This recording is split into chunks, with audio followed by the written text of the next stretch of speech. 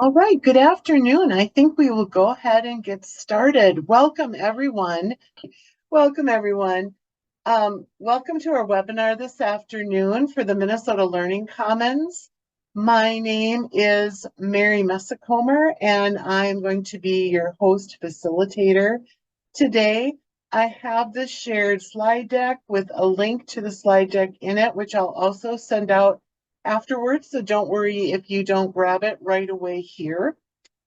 I am the outreach facilitator and technology integration development person at Sourcewell, and Sourcewell is a school district service agency that operates in 5 counties out of north central Minnesota.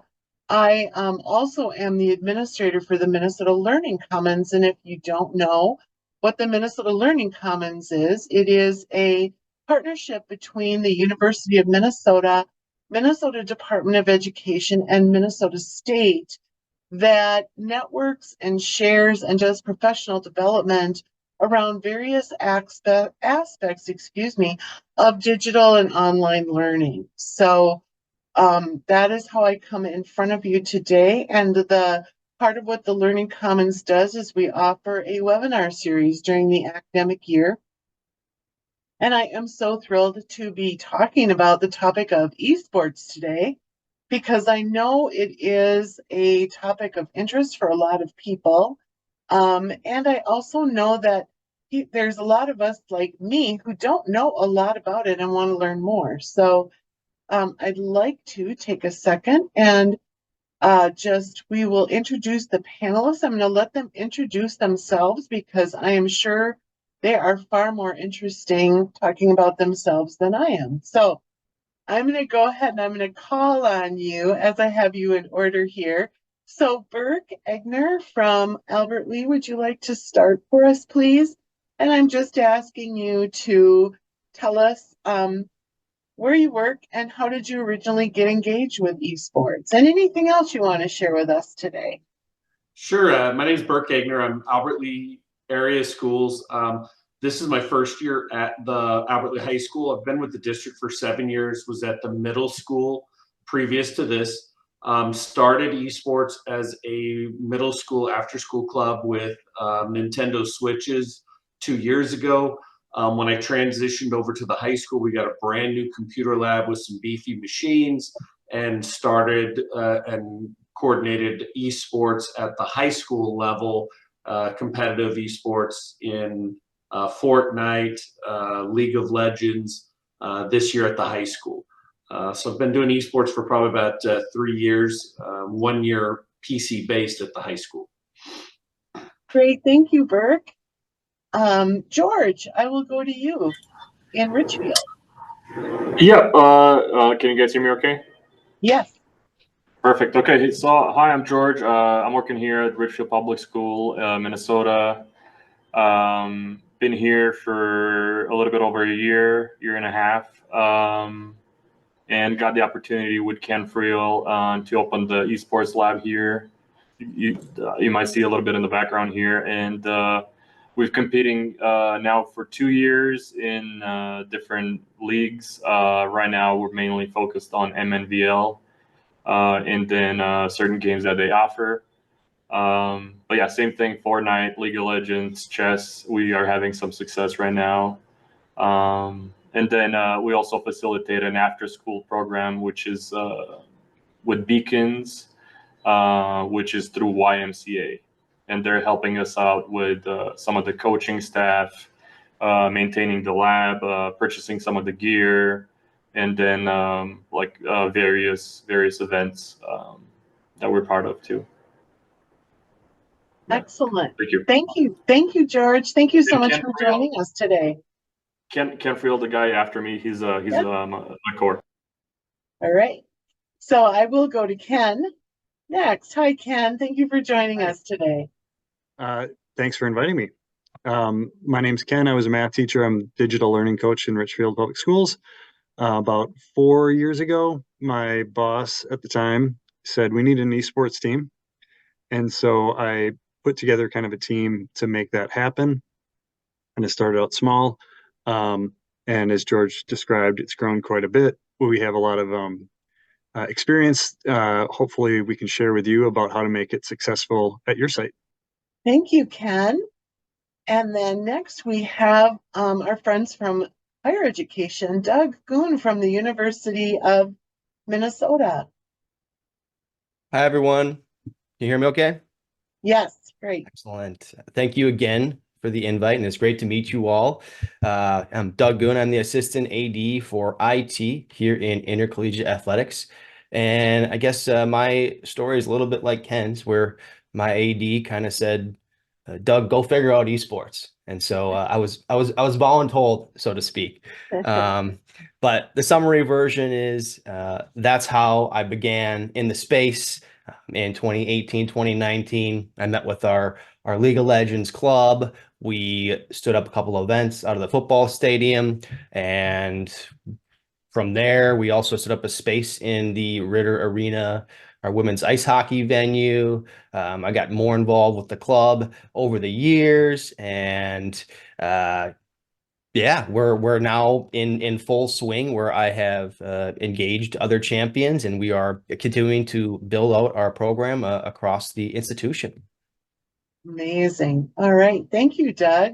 And last and certainly not least, I have Chase Newcomb from St. Cloud State University. Thank you, Chase, for coming today.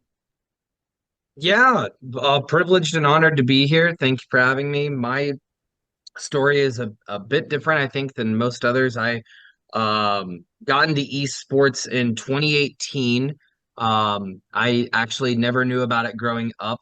And I've now been at a couple of institutions. I started originally at starting a land center out of Davenport, Iowa, and then worked at St. Ambrose University as the coach and then the director, and then came here to St. Cloud State about a year ago. And I formerly was the founder of Cardinal Esports at Ball State University, where I worked as a student to develop the esports program there on a club level from 5 students to 350 by the time I left. So I come from a very endemic and kind of disenfranchised environment in the esports space. I do a lot of work with the grassroots community. Excellent. So I think you will all have some really good insights for our audience on how all of this works and where it's headed. So I'll go then to my first question. After my first question, I guess this is my second question.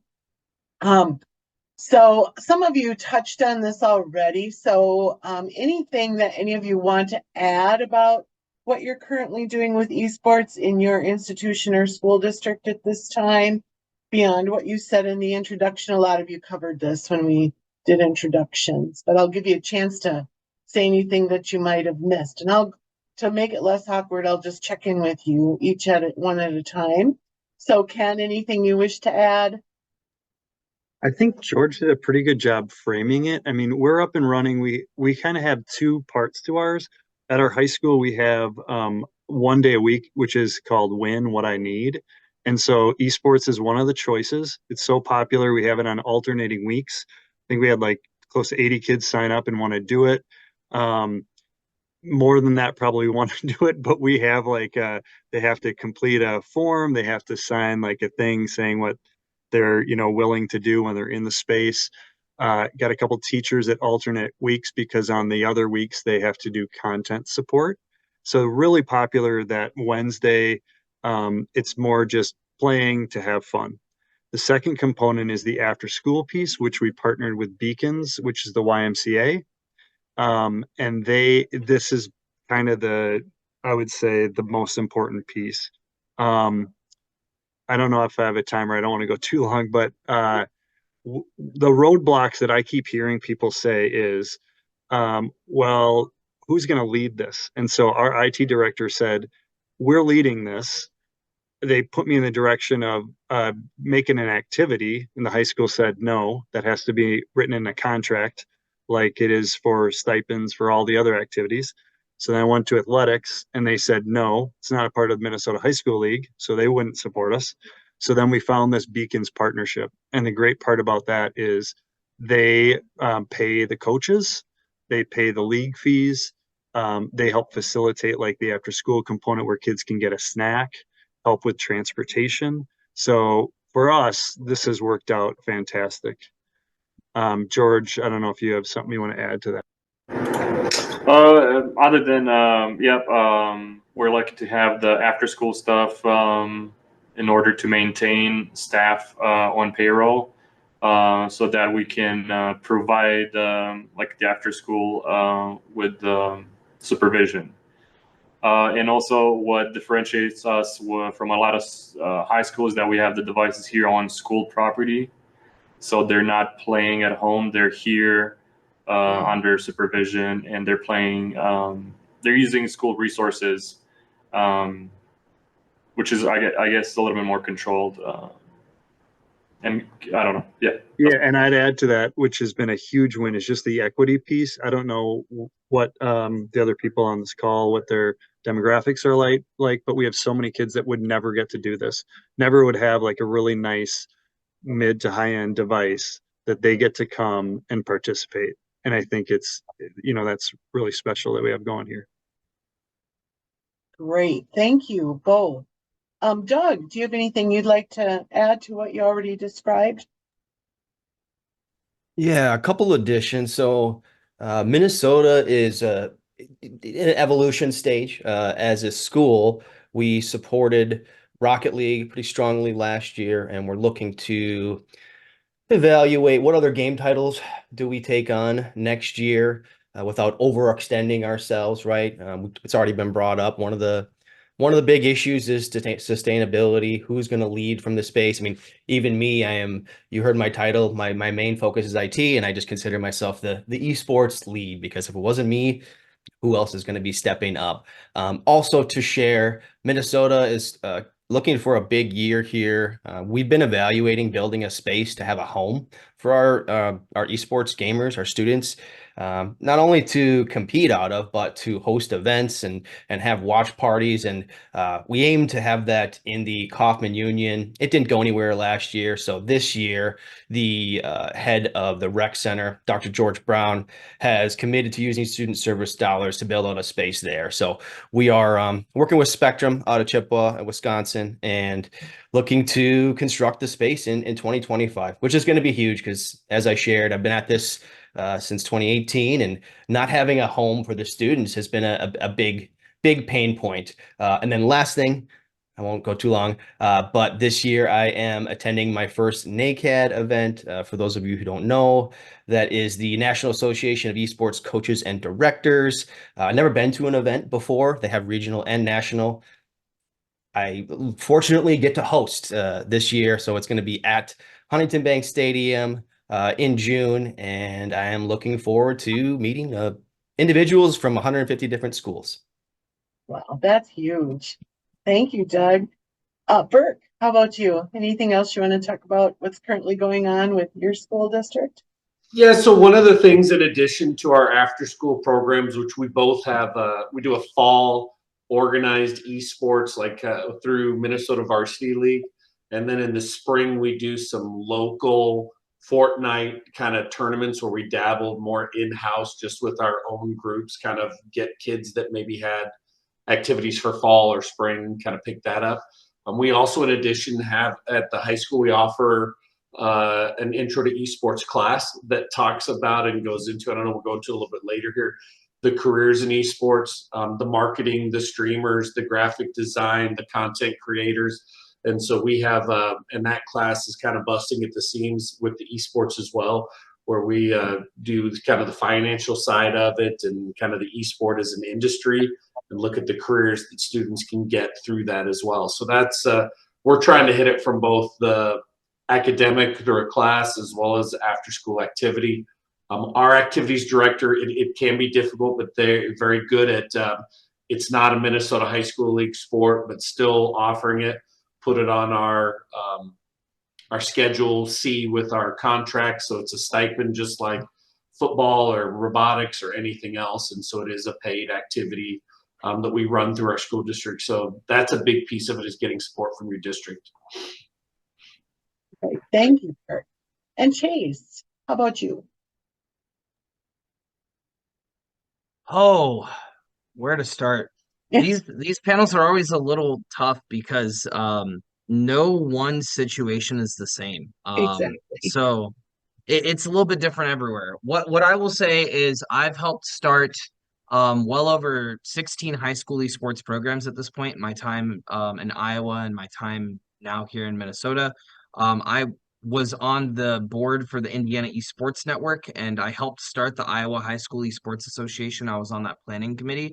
So I've seen a lot of top-down engagement. The district wants involved. We want to start esports, similar to what some of our panelists said. We need champions that are going to spearhead this up. And then I've seen a lot of endemic growth as well, where it's just a teacher who really cares, and they have a couple of students who have been begging them to join so that they can play Fortnite, and they run an after-school call-out meeting, and it's standing room only. So Mhm. what I will say is that I'll drop my information in chat, and if anyone is serious about like wanting to start a program or what those questions may look like, I'm more than happy to have a one-on-one conversation and work with you individually and what that looks like in your school district.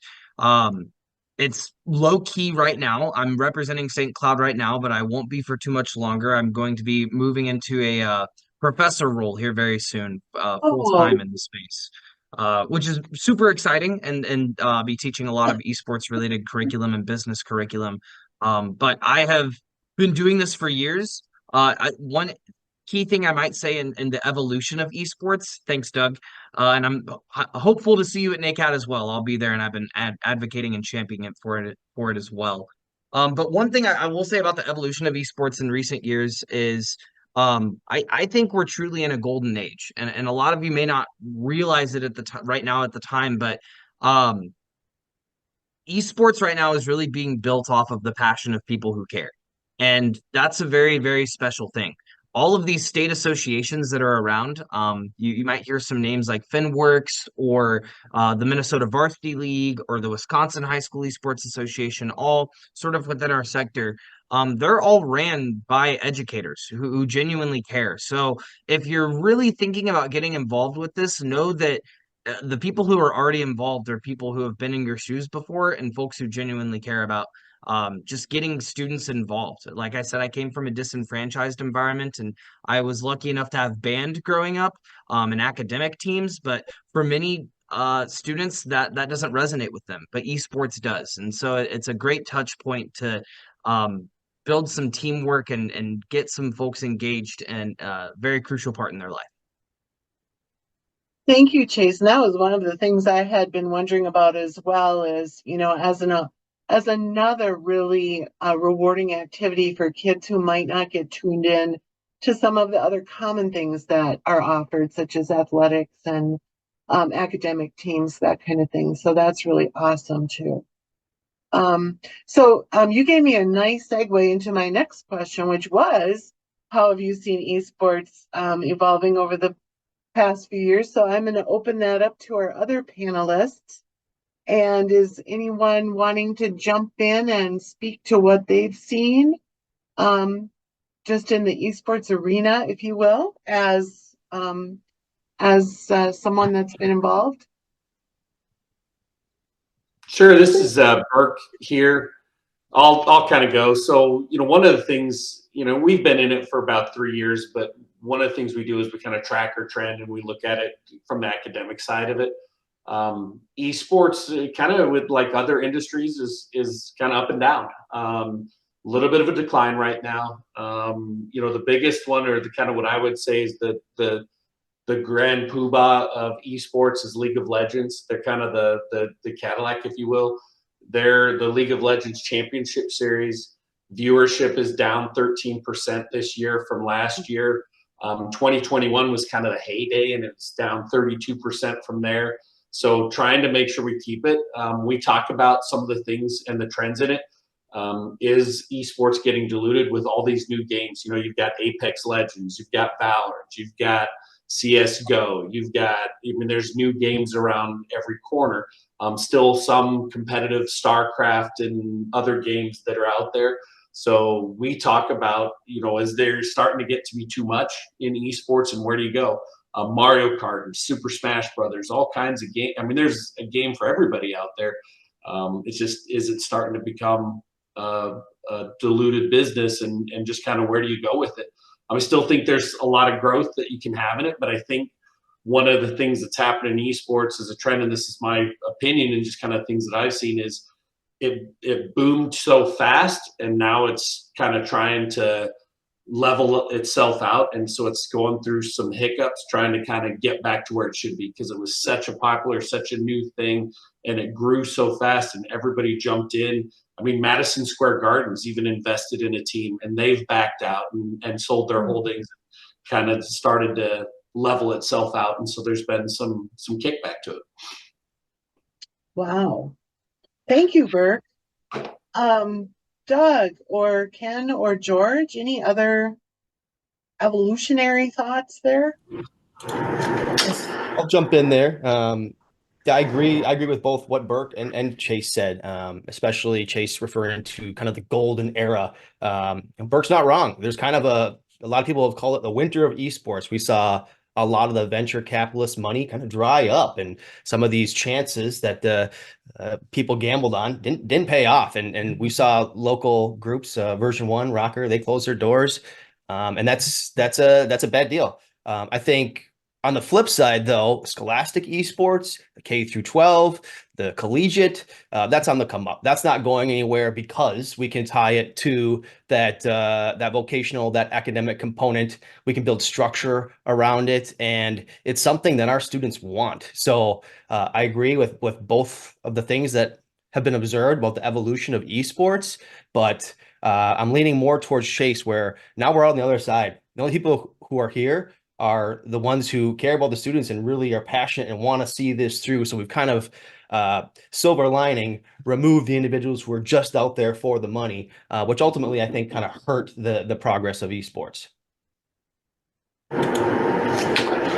Yeah,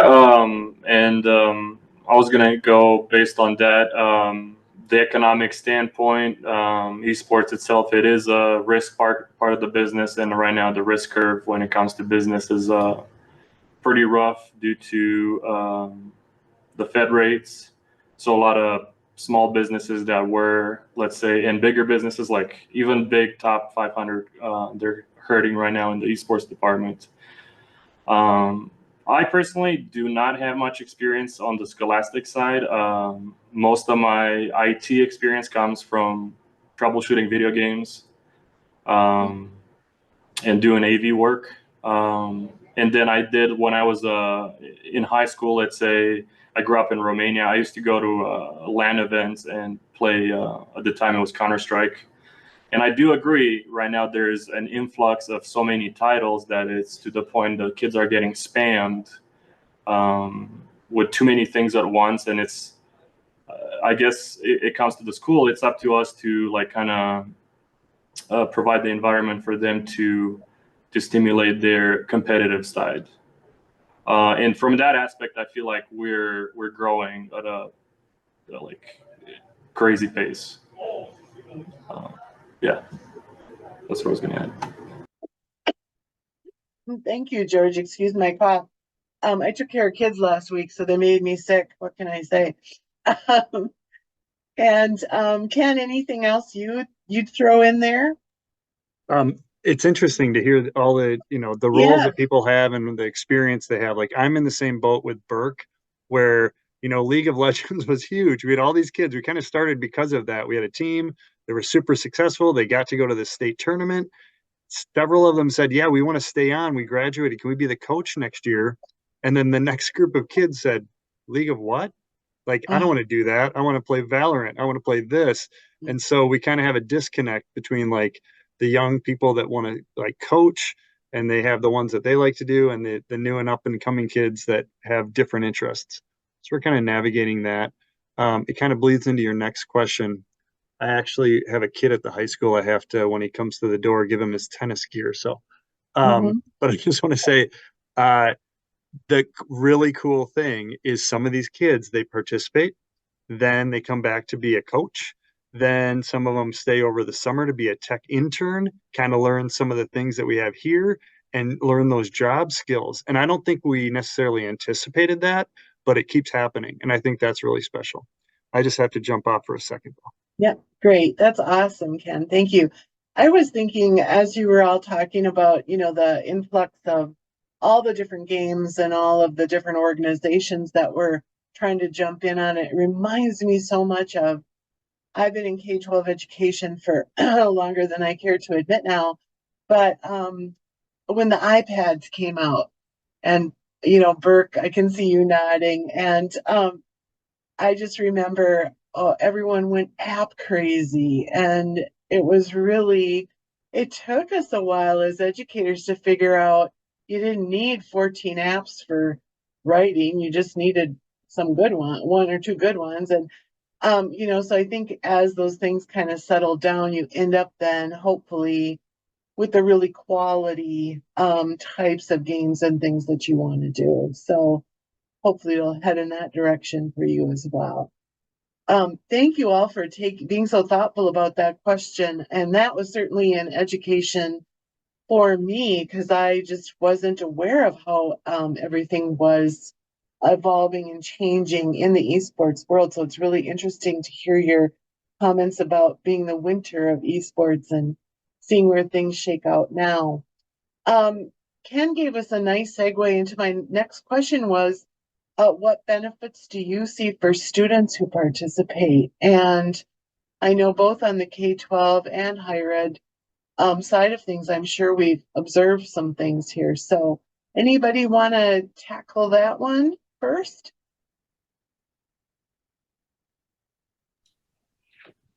So Burke, I'll jump in again. Thank you, Burke.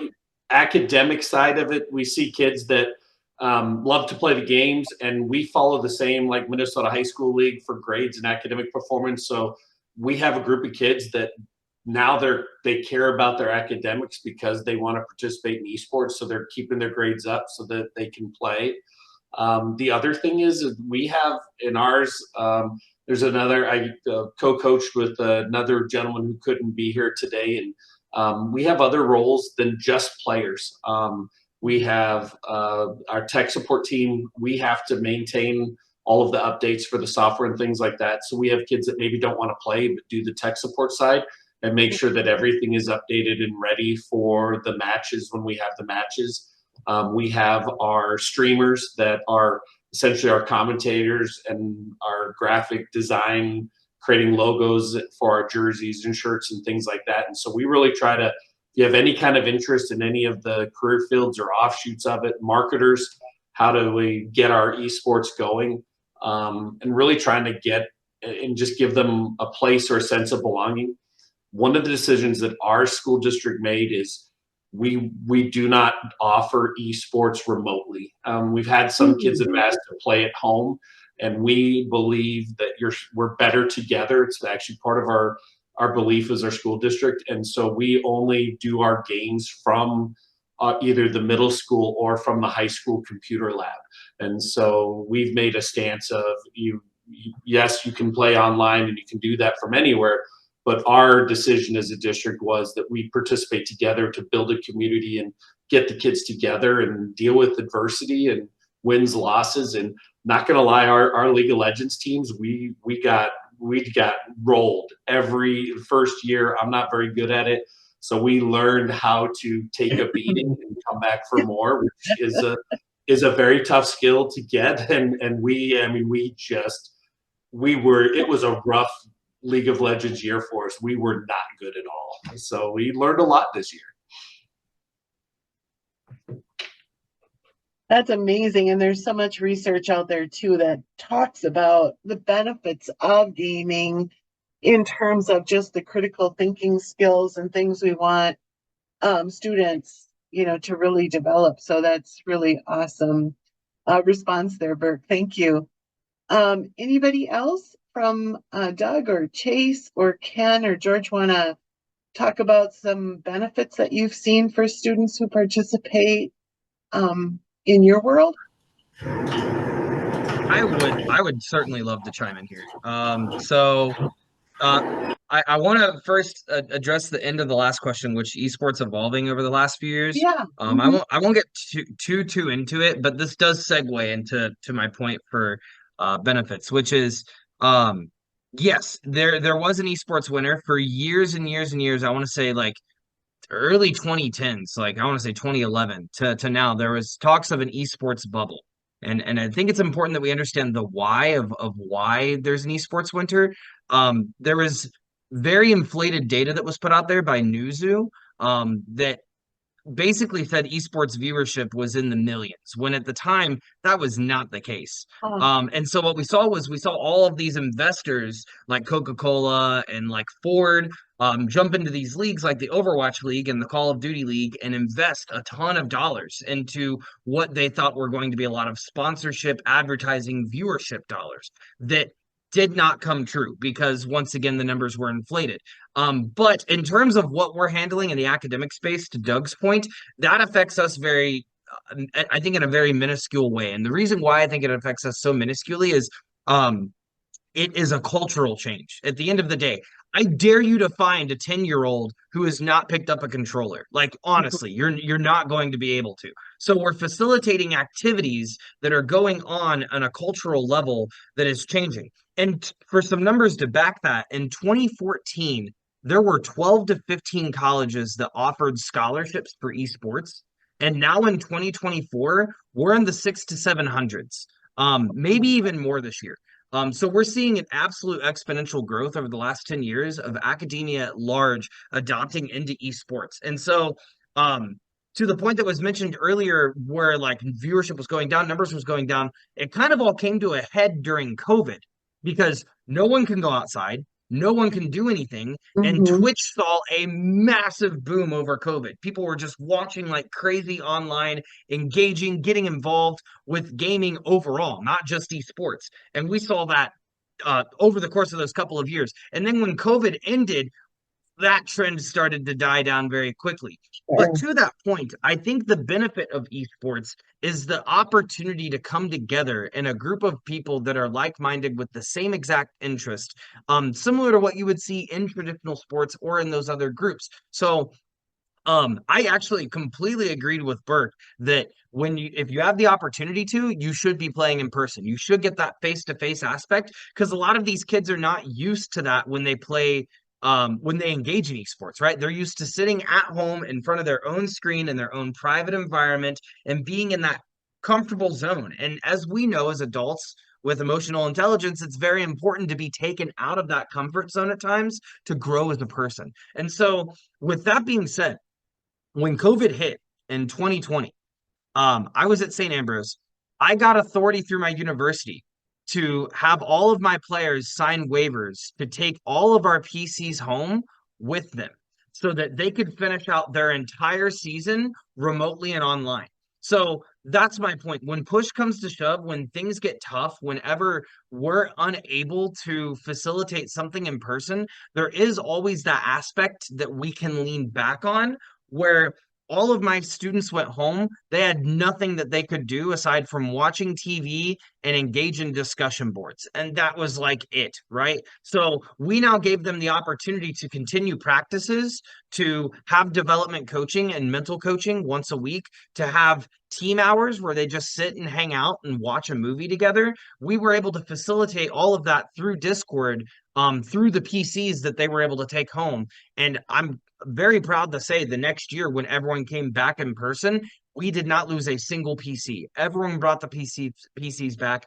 Everyone was super grateful. And I like to state to this day, we were the last line of defense for athletics at my former university. All other athletics had to shut down. All other activities at the university had to shut down. We did not need to shut down. We were able to continue, and everyone was able to have that social component in a world where everyone was stuck indoors. So that's one of the key benefits for me, is really that come togetherness that you can get from esports and that multi-facilitated environment, whether it be in person or online.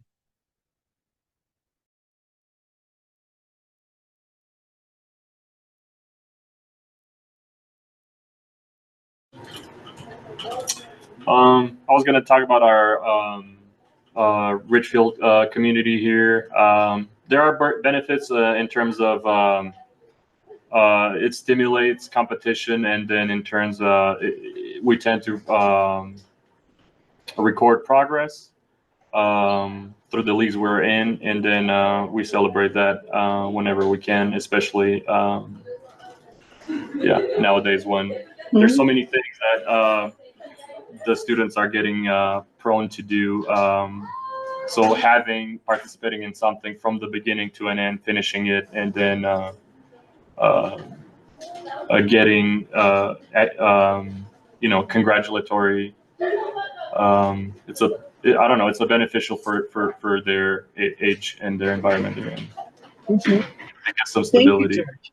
Yep. And then Ken can talk about win time and then the rules that they implemented during school time. Thank you, George. Ken, guess did I'll you want to add to what George mentioned just there? Yeah, I'm not sure if I would be redundant, but I think there were some cool things with the tournaments and the lands that were set up, like at the Mall of America. Several of our students don't get those types of opportunities. They got to meet kids from other schools. Some of them they'd actually, been playing against throughout the semester and built friendships with. They had exposure to universities who had tables there that they could, talk about, oh, maybe I wasn't even thinking of going to college, but I could participate in this in college also. So I think those were great. Other benefits, I think I didn't know I wasn't a gamer. So I was more of a hey, project manager type person. And I think it exposed other people throughout the high school, the opportunities that this gave kids that maybe didn't get the same types of choices, like kids that, and we had a kid actually who was a great soccer player. He had an injury. He couldn't participate in anything. He joined Rocket League and he got to be like competing and go to these tournaments and super excited. He was, really sad that he missed out on his senior season or part of it. Oh my gosh, yeah. Yeah. So the benefits of even the socialization for some of the kids who that's a challenge, they get to be with kids who sorry, a little stream of conscience, but one of the girls wrote, because she spoke to the school board, I think, about this, was I found my people. Like I was new in the building, I didn't really know who else, and then I found this place, and that it made me feel welcome. So I think those things are a great piece. That in and of itself is pretty huge. Thank you, Ken. Doug, anything observations you've seen with students? I just want to second kind of what Ken shared. We had a swimmer on the men's team, and unfortunately, due to COVID, we cut 3 men's sports, and swimming got cut. One of the swimmers was able to move on to our Rocket League team, and same as the story that Ken shared, that kind of allowed him to compete and fill that void that was left there. And then I wanted to double down on what Chase said. The benefits are not dissimilar to traditional sports. Students learn teamwork, strategy, how to represent our school at a professional level, live out our values. They do film review, VOD review, just like the football team. Having good active comms, good communication, and life lessons about winning and losing. I can't emphasize how important that is. When I go through, as a side note, when I go through the interview process to find and hire students to work on my IT service desk, I can't emphasize enough how important these life experiences and skill sets are for these students, because a lot of them have been raised on the screen or have gone through COVID and have different life experiences than the rest of us. A great point also. Thank you, Doug. If you're okay with it, I'm going to go ahead and I'm going to change our focus a little bit too. And some of you have touched on this a little bit in terms of benefits for students and things, but the idea, I think, Burke, you talked about having the kids come to school to play and not just play in isolation. But what other strategies do any of you engage in, excuse me, to encourage responsible gaming habits? Chase, go for it. Got your hand up. Meditation, meditation, meditation, meditation. I will pound this into the heads of anyone who listens for the remainder of my career in esports. I cannot tell you enough. Like, there will be studies that will come out in the next 10 years that will show the effects of meditation on the mind and how it affects people who just sit and stare. I think that there's a lot of correlation that can be taken. We like to compare traditional athletics to esports, and I do too. Like, I think it's the easiest comparison. but I think the closest comparison is actually chess and how chess has developed as a culture and as an industry from the 60s to what it is now. So when I was at Ambrose, I required all of my students and I taught them multiple meditation tactics. We had mental coaching every week that was about an hour long, and we'd learn a new tactic. It can be, mindfulness and just thinking about what you want to accomplish in your game. It can be listening to music and getting in your groove. That's a mode of meditation. It can be your most traditional form of meditation, which is breathing in on a count of four, breathing out on a count of four. No matter what it is, that game prep, I think, is absolutely imperative when you are competing on a high level, because they're just so used to sitting down and running it back, running it back, running it back, which means playing in another lobby and just going into another lobby and playing. You really need to have that mental separation of when it's time to sit down and get in the zone with your team and compete with your team. So any form of meditation is positive, I've found, in any teams that I've worked with. I always use the phrase, you can lead a horse to water, but you can't make it drink, right? I can tell my students, I can show you as much meditation as I want to, but it's up to you to make it happen, because I can't make it happen for you. But I've spoken on many a panels where I've talked about this, and I cannot reinforce it more. I think meditation is a core factor of competing at the highest level and hitting flow state. That's fascinating, Chase. Thank you. I would not have made that connection with esports, with meditation. That's awesome. Who else would like to speak to that? Strategies for responsible gaming.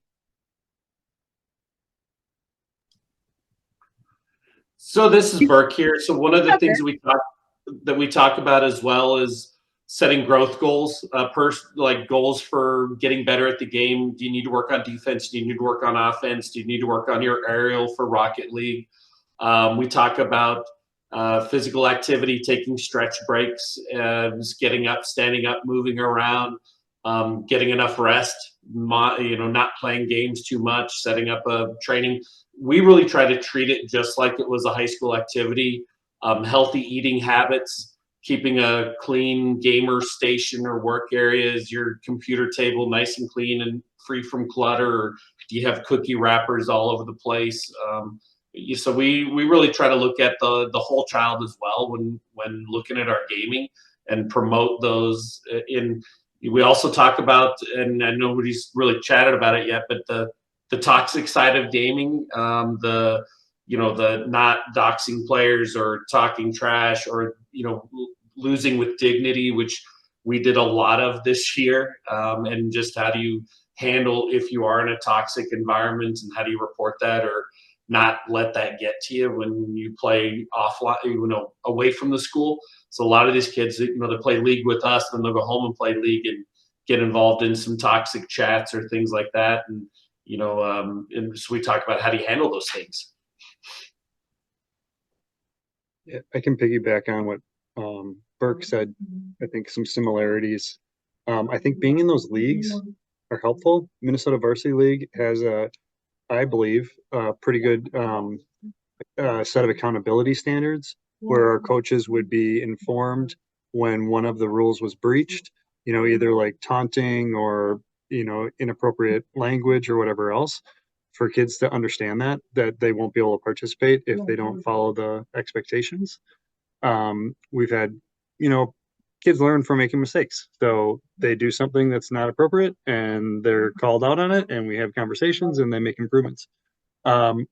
We learned that it was important to have a student code of conduct that we went through with the students, and they signed it and they had an agreement, and it was very clear about what our expectations were.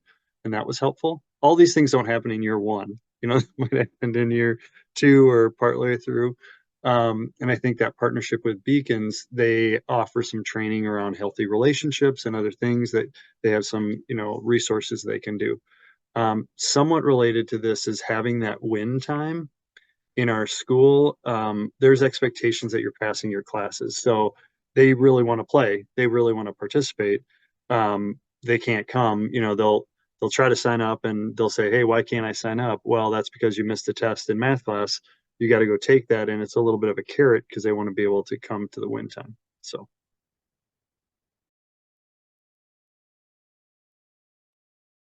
Great ideas there, Ken. Thank you. Given the interest, excuse me, given the interest of time, we've got about 9 minutes left for our hour here, and I want to give some attention to a couple more questions here. I'm going to just ask, because some of you touched on this one as well, and I'm really fascinated by some of the things you were saying about other areas that are involved with esports that students could consider for careers beyond just playing esports professionally or something like that. So what kind of career opportunities do you see for the students in your programs, in terms of things that they could be doing or looking to go into a college program or a tech program that would help them do those? And I'll let anyone start with that who has some thoughts on it. So Burke Egner here. In the resources on the slide deck, I put a link to the network of academic, scholastic, esports federation, which is all free. If you don't have it or haven't got it, join. But they've got I just dropped a link in our chat for their career tech ed side. They've got some actually really awesome curriculum about 15 careers and how you can teach to those careers. And we actually use that to kind of set up some of our streamers or shoutcasters, our IT support. So I'm not going to kind of touch on it. I'll let you guys get to it, but that's a great starting point of the careers and ways that you can get into it. And it's 100% free. So you just have to create an account. You can join in and get lots of resources on it. Thank you, Burke. We all know in education, our favorite F word is free. So that's great. Thank you. Chase or Doug or George, Ken? Yeah, I guess I'll chime in here. I did put a new slide. Hope that's okay in your PowerPoint, the last slide. This graphic's been shared a lot, so some of you may have seen it, but I've taken this one close to heart. Looking at this, it tells me that there's not a lot of differences between, the sports industry and the esports industry. A lot of overlap from marketing to creative to, pick your area. It all applies. A lot of these duties, it's not just one box for one person. A person is probably taking care of an entire color set. But at Minnesota, I've said this before, I try and give our students an opportunity that they may not have in the football truck at our football stadium on Saturdays, getting in front of the broadcast booth, having something to show when they leave the university. They can put on their resume like, hey, that's my broadcast. I created that. That's my content. I just feel like with the newness of esports and it being unregulated, there's more opportunities for our students to get that experience and shine and walk away from, at least from my perspective, the university with something to show for. Thank you, Doug. I've got a question here from the audience that is a good one. Angela is asking, what is the very first thing to do when wanting to start an esports team on a college campus? So Doug and Chase, what is the very first thing you would do? I would say this actually might be a better question for Doug since he has lived this experience, being in IT and then starting it. My experiences have been very different. The only thing I might say before I turn it over to him is just to get involved, like host events, survey your community, figure out what wants to happen, and then build clubs from there. Because once you have 10, 15 esports clubs all in different games, it's very hard to ignore that. But I'm curious to see what Doug would say about that. Yeah, I would second that. Get involved, make sure that you can get the confidence of the students, that they'll have faith in you. You're speaking their language. That's a key component. One of the first things I would do if you're going to start a team is make sure you have the students for that team. One of my hangups is, do I have students who want to compete at the highest level? If our school is going to invest in resources to support them, just like we are our student athletes, we want to make sure that they're going to commit on their end as well. And so not every student is like that. That's been a learning lesson for me. Some just want to casually game, just play with their friends. They don't want to practice and scrim and do vaudeville, all the things that I was talking about earlier. So very first step, if you're going to form a team, just make sure you have the roster to fill it.